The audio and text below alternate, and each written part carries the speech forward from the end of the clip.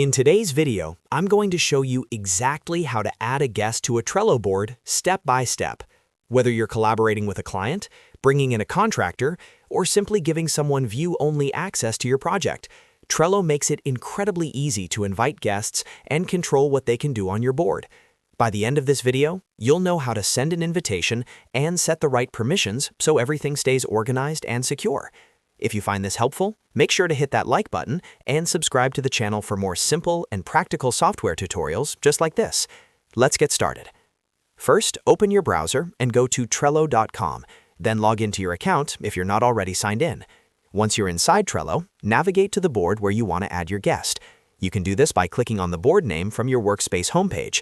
Make sure you're on the correct board before moving to the next step, especially if you manage multiple projects. Now that you're inside your Trello board, look at the top right corner of the screen. You'll see a button labeled Share. Go ahead and click on the Share button. This is where you manage who has access to the board and what level of permissions they have. After clicking Share, a pop-up window will appear. In the input field provided, type in the email address of the person you want to invite as a guest. Make sure you enter the correct email address associated with their Trello account, or the one they will use to create an account if they don't already have one. Once you enter the email address, you'll notice a Permissions drop-down option next to the name or email. By default, Trello may set the user as a member.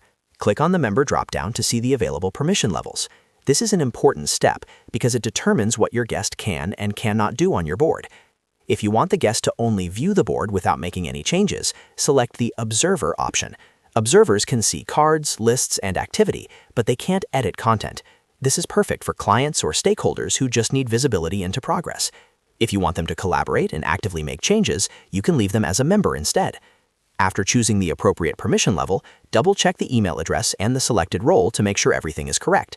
When you're ready, click the Share button in the pop-up window to send the invitation. Trello will immediately send an email invitation to the guest, allowing them to access the board based on the permissions you set. And that's it! You've successfully added a guest to your Trello board. It only takes a few clicks, but setting the right permissions ensures your workflow stays secure and organized. If you ever need to change their access later, you can return to the Share menu and adjust their role at any time.